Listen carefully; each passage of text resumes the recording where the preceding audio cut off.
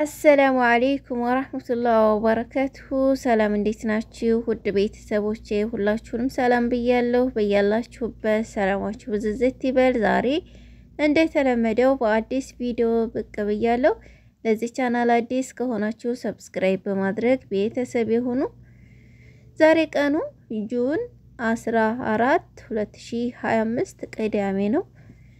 በዚህ አይነት ዲዛይን ይዤላችሁ ብቅ ብያለሁ። እዚህ ጋር የማሳያችሁ ግራሟ 8 ግራም ነጥብ 6 ናት። ከደሪባና ከመስነያው ጋር ዋጋዋ ደግሞ 3800 ሪያል ነው። እንዲሁም ደሪባ ሳይታሰብ የመስነያውና የግራሟ ሂሳብ 3300 ሪያል ነው ማለት ነው። ውድ ቤተሰቦቼ ያው ልብ ቅርጽ ሆና ዲዛይኗ ከላይ ለየት ያለ ነው። እና ወዶችዬ ዛሬ እንግዲህ የወርቅን ዋጋ እነግራችኋለሁ ማለት ነው። ቪዲዮውን ላይክ ማድረጋችሁን እንዳትረሱ። ዛሬ 1 ግራም 21 ካራት ባህሪን በጅዳ 370 ሪያል ገብቷል ማለት ነው። ወዶችዬ ጣይፍ ላይ 1 ግራም 21 ካራት ባህሪን 375 ሪያል እየተሸጠ ነው ያለው።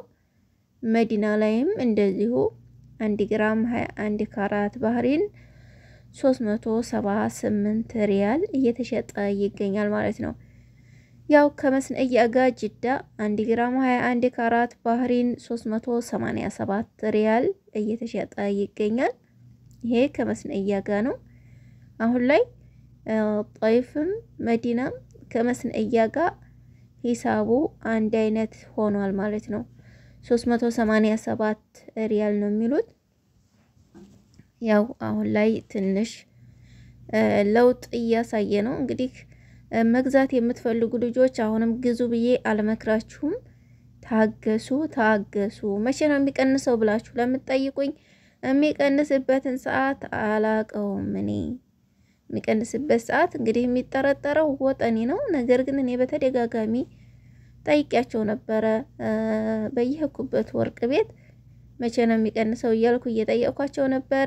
በአለም ላይ ረብሻ ካለ አይቀንስም ወርቅ ብለው ቁርጤን ነግረውኛል ማለት ነው ውዶችዬ። ኢንሻአላህ እንግዲህ አላህ ሰላሙን ያምጣው። ተስፋ አይቆረጥም ማለት ነው።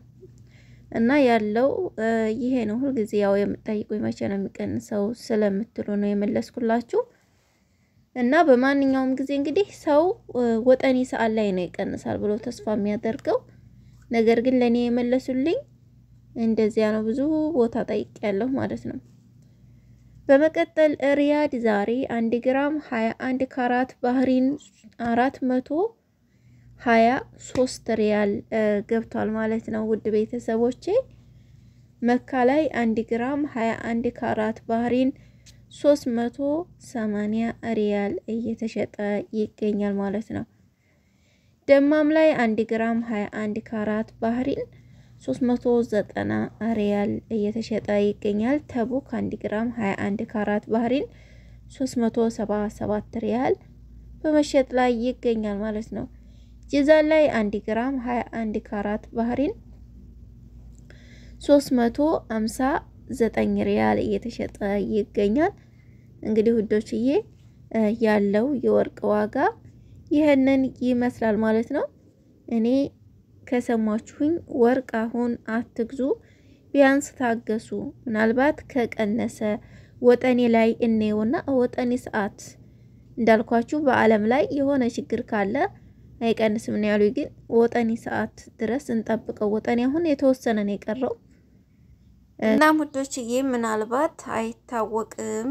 እዛ ድረስ እንጠብቅና ከቀነሰም አህለ ወሰህለን ካልቀነሰም ደግሞ እንደ ምርጫችሁ ከዛ በኋላ ትገዛላችሁ ማለት ነው። እንግዲህ ቀነሰም አልቀነሰም በዛን ሰዓት ይታያል። ከዛ ወዲህ ግን አላህ ሰላሙን ያምጣውና ቀንሶልን ሁላችሁም የምትገዙ ያድርጋችሁ።